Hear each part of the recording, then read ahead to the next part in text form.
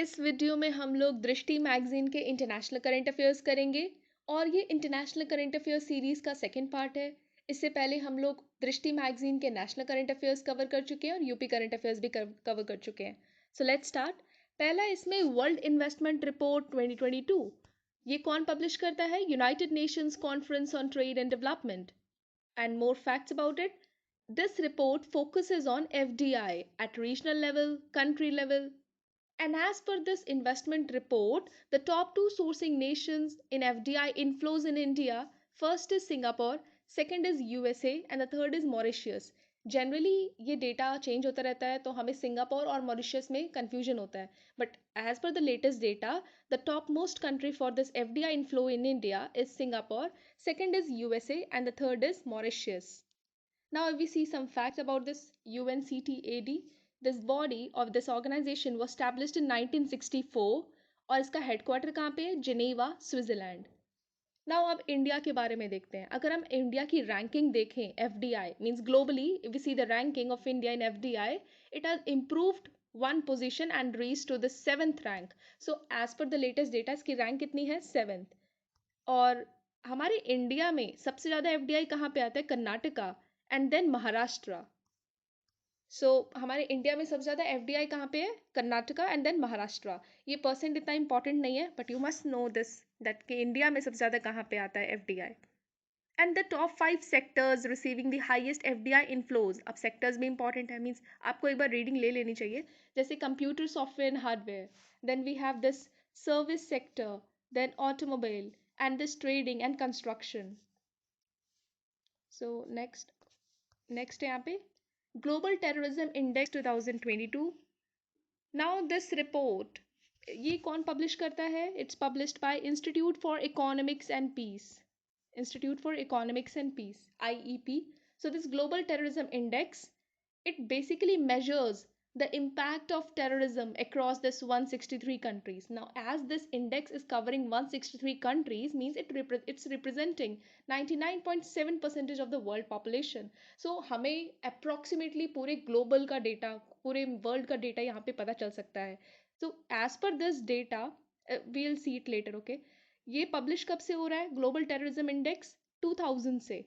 And इसमें 4 parameters है और you can call it the 4 factors, जो कि ये इंडेक्स को मेजर करने के लिए, मतलब इंडेक्स को प्रिपेयर करने के लिए हम लोग 4 पैरामीटर्स का यूज़ करते हैं।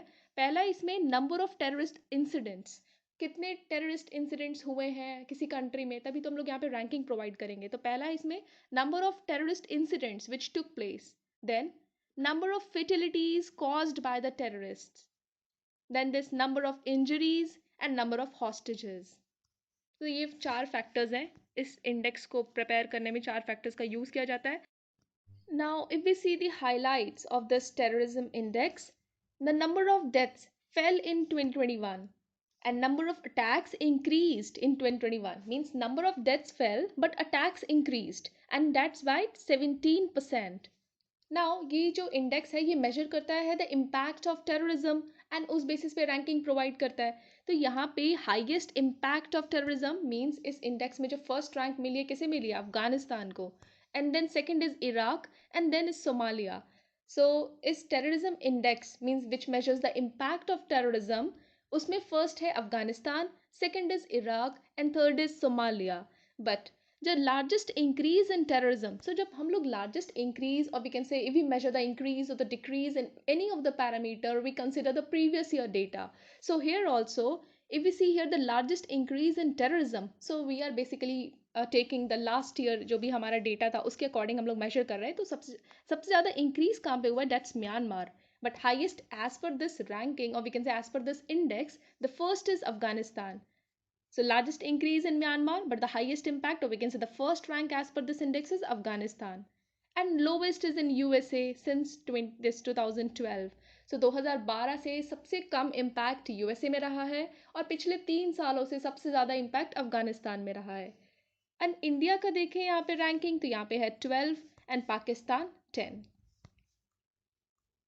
Now, next is this US Chamber of Commerce International IP or Intellectual Property Index 2022. So basically, it's International Intellectual Property Index (IIP), and इसे पब्लिश करता है this US chamber of commerce.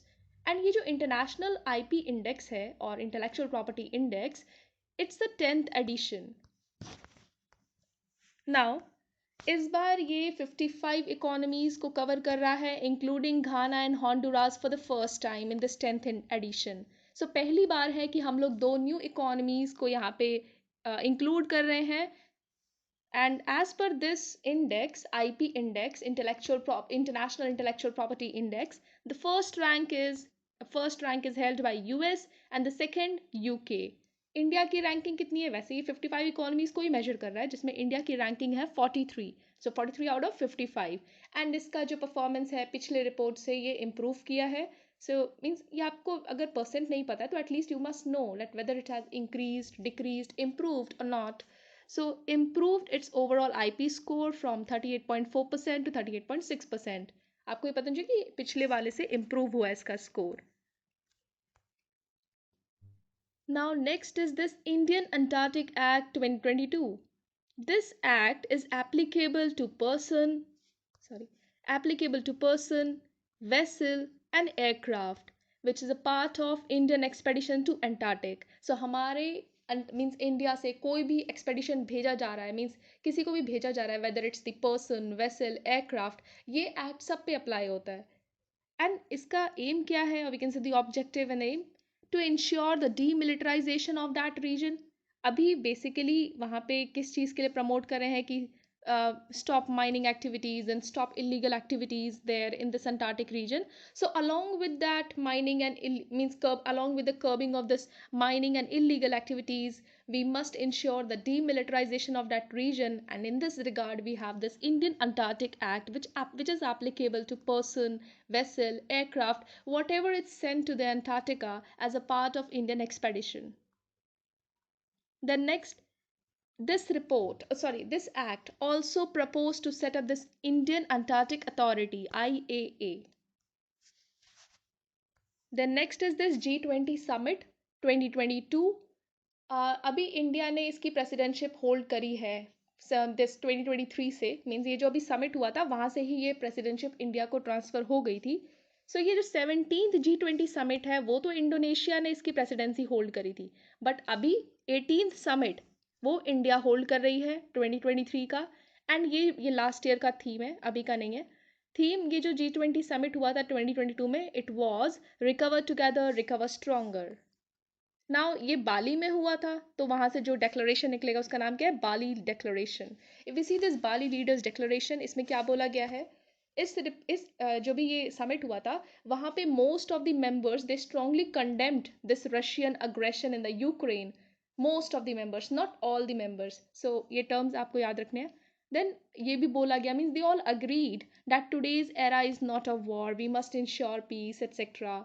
And everyone here, actually ये Russia Ukraine crisis से क्या हो रहा है, means food security, mean food insecurity create हो रही है, energy crisis, food crisis etcetera all over. So they all are pledging, they all basically pledge there to take action to promote food and energy security।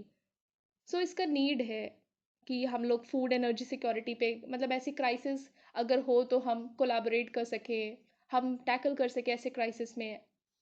और basically ऐसी crisis होनी ही नहीं चाहिए, we must ensure peace. Then G20 के बारे में कुछ फैक्ट्स। ये फॉर्म हुआ था 1999 में, एंड ये बहुत important we can say the grouping है because it represents 85% of global GDP, 75% of global trade and 2/3 of the world population. The next is this Sri Lankan economic crisis। Now, ये crisis हुआ क्यों?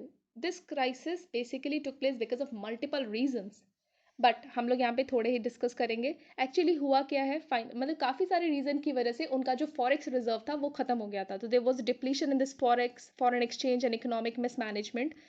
जैसे उन्होंने क्या किया था, दिस एक ही रातों रात उन्होंने सोचा कि हम लोग ऑर्गेनिक फार्मिंग प्रमोट करेंगे। उन्होंने क्या किया, जो भी केमिकल फर्टिलाइजर्स वो इम्पोर्ट कर रहे थे उसको बैन करा। एंड ऑर्गेनिक फार्मिंग में उनके पास इतना एक्सपर्टीज़ नहीं था, मीन्स काफ़ी अरेंजमेंट्स नहीं थे, तो उनको इसके और ऑर्गेनिक फार्मिंग इतना सक्सेसफुल अभी नहीं है, it's at the beginning stage currently. And हमारे इंडिया में भी Sikkim we know that the first organic state in our country, but still इसकी प्रोडक्टिविटी उतनी ज़्यादा नहीं है, but still we are working on it. तो अभी वो कंट्री जैसे श्रीलंका है, उन्होंने रातों रात ऑर्गेनिक फार्मिंग की तरफ स्विच करा, तो उनको काफ़ी प्रोडक्टिविटी में प्रॉब्लम हुई। मीन्स एग्रीकल्चर प्रोड्यूस उतना नहीं हो पाया। इकोनॉमिक, फिर जब प्रोडक्टिविटी नहीं होगी तो farmer distress will rise, and उसके बाद उनको इकोनॉमिक इश्यूज फेस करने पड़े। एंड कोविड-19 की ये तो एक रीज़न हो गया। और कोविड-19 की वजह से उनके जैसे टूरिज़्म जो भी होता है, टूरिज़्म से उनको काफ़ी बेनिफिट होता था, इकोनॉमिक हेल्प होता था, but it decline because of this कोविड-19। एंड वो टी का एक्सपोर्ट करते थे, रबर का एक्सपोर्ट करते थे, and spices which all got disrupted because of this कोविड-19। And also there were many issues like reduction in taxes, तो गवर्नमेंट के पास उतना कुछ रहा नहीं, मतलब स्पेंड करने के लिए। एंड तो इन सब की वजह से जो फॉरेक्स रिजर्व था वो 70% तक गिर गया। And there are all multi और भी रीजंस थे इसमें, मैंने भी सिर्फ मेन लिखा है यहाँ पे। नेक्स्ट है दिस फिफ्थ बिम्स्टिक समिट। ये होस्ट करा था श्रीलंका ने। बिम्स्टेक आप यहाँ पे दे सकते हैं, bay of Bengal initiative for the multi sectoral technical and economic cooperation summit. तो श्रीलंका ने इसे होस्ट करा था। इसका थीम क्या है, और ये फिफ्थ बिम्स्टिक समिट। इसका थीम था, मीन्स है, we can say, towards a resilient region, prosperous economies and healthy people. And ये बिम्स्टेक के बारे में फैक्ट दिया है दैट ये 7 मेंबर का ऑर्गेनाइजेशन है, और वी कैन से ग्रुपिंग है, 7 मेंबर्स आर देयर। एंड 6 जून 1997 में ये फॉर्म हुआ था through this Bangkok declaration. Next is this 17th Asia Pacific regional meeting. और ये जो 17th Asia, first of all ये 17th Asia Pacific regional meeting है, और ये आईएलओ की एक रीजनल मीटिंग थी, उसको बोला जा रहा है, मीन्स इंटरनेशनल लेबर ऑर्गेनाइजेशन, उसकी एक एशिया पैसिफिक रीजनल मीटिंग थी, जो कि कहाँ हुई थी, सिंगापुर में। और इस मीटिंग में कुछ डिसीजंस लिए गए, लाइक आईएलओ ने क्रिटिसाइज करा है इंडिया के जो लेबर कोड्स आए हैं ना, 4 new labour codes, like codes on wages 2019, the industrial relation code, then social security code, and then occupational safety and working conditions code, etc. तो उसे ये जो ILO है उसने क्रिटिसाइज करा है। Although these codes aim to simplify the overlapping labor laws which were prevailing earlier, and how it did, it combined all the 29 pre-existing labor codes into just 4 codes। मतलब काफ़ी सिंप्लीफाई करने की कोशिश करी, बट इसके criticism क्या है? पहले तो it violets the tripartite agreement between workers, employers and government. और यहाँ पे जो एम्प्लॉयर है उसको अपर हैंड दिया गया है, means free hand to the employer, वो काफ़ी सारे डिसीजंस ले सकता है। Like for example the power of inspection is given to the employer. So employer को दिया है, किसी और अथॉरिटी को नहीं दिया है। देन उसके बाद ये भी है कि जो एक और क्रिटिसिज्म था इसमें कि जो इंडस्ट्रियल रिलेशन कोड है उसने लेबर राइट्स जो है इसको काफ़ी डाइल्यूट कर दिया है in the like in small establishments which are less than 300। अगर कोई ऑर्गेनाइजेशन है जिसमें 300 वर्कर से कम है तो वहाँ पे काफ़ी डाइल्यूट लेबर राइट्स हैं, मतलब ज़्यादा स्ट्रॉन्ग नहीं है। और भी रीजंस हैं, like low paid jobs, the poor working conditions, etcetera. Now if we see this ILO, it's only tripartite United Nation agency, and ये United Nation की है. So remember, it's a part of, we can say, the body of United Nations, and it's there since 1919. Headquarter का है Geneva, and 187 members are there. UPSC generally statement बनाता है जैसे किसी भी बॉडी पे, तो वो बोल देता है it's a part of the United nation. तो आपको ये हमेशा याद रखना है कि कौन कौन सी बॉडीज़, लाइक आईएलओ तो पार्ट है, बट काफ़ी बॉडीज़ होती हैं जो कि नहीं होती यूनाइटेड नेशंस की पार्ट, बट वो आपको स्टेटमेंट प्रोवाइड करता है। Then this 19th ASEAN India summit. ये 19th आशियान इंडिया समिट हुआ था कंबोडिया में। एंड हमारे इंडिया से किसने रिप्रेजेंट करा था? Our vice president Shri Jagdeep Dhankhar. And ये जो आशियान इंडिया समिट था ये ऑर्गेनाइज क्यों हुआ था? To commemorate the 30th anniversary of ASEAN India diplomatic relations. And इसके अब हाइलाइट्स देखते हैं। हाँ, जो भी मतलब यहाँ पे डिसाइड किया गया that they are elevating the relationship of ASEAN India to this comprehensive strategic partnership. And they also proposed the expediting the review of this ITIGA, or this ASEAN India Trade in Goods Agreement, to make this agreement more user friendly, more simple, and more trade facilitative. So basically इन्होंने अपने जो agreement ties है उसको और strengthen किया है. Then this second BIMSTEC Agriculture Ministers Meeting 2022. So हमने भी देखा था जब BIMSTEC Summit था वो हुआ तो श्रीलंका में था, बट ये है BIMSTEC Agriculture Ministers Meeting जो कि होस्ट करा है इंडिया ने, और वहाँ पे श्रीलंका ने होस्ट करा था. ये agriculture ministers meeting hosted by India. इसका आउटकम क्या है? पहला है कि यहाँ से हमें मिलता है एक action plan which is known as this BIMSTEC agriculture cooperation. और ये ईयर कौन सा है? 2023 to 27. ये जो एक्शन प्लान है basically to strengthen the cooperation in this agriculture. And एक और agreement, this memorandum of understanding भी साइन हुआ है to promote fisheries sector. So ये एग्रीकल्चर मिनिस्टर्स मीटिंग में एक फिशरी सेक्टर के लिए एग्रीमेंट साइन हुआ है, और this plan, action plan from 2023 to 27. Next है India Africa security fellowship programme. Now this security India Africa Security Fellowship Program, it was launched during this India Africa Defence Dialogue. This dialogue was held on the sidelines of this Defence Expo, which was held in this Gandhinagar, Gujarat. So it was launched by Defence Minister.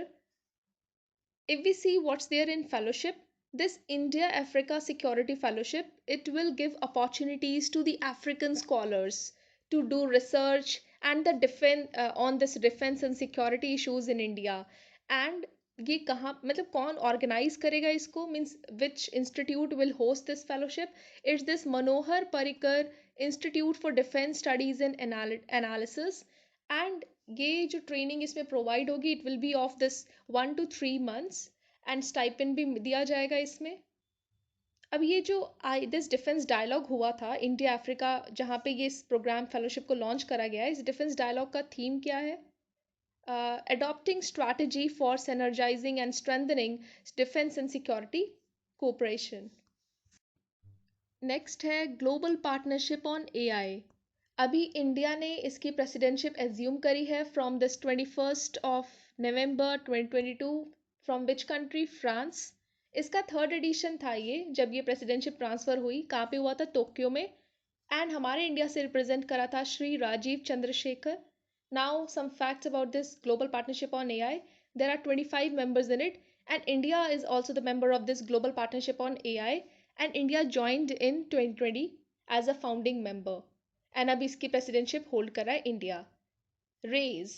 RAISE stands for this Responsible AI for Social Empowerment. And ये क्या है? It's a mega virtual summit on AI. So ये जो RAISE 2020 है, it's a mega virtual summit on AI, which is means this raise was organized by MEITI and this Ministry of Electronics and IT and NITI Aayog.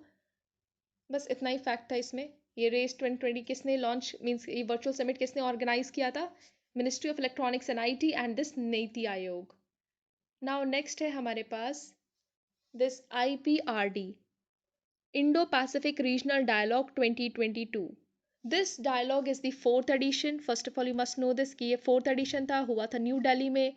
And जब पहली बार IPRD हुआ था, means जो भी summit और जो भी ये डायलॉग हुआ था, ये 2018 में हुआ था.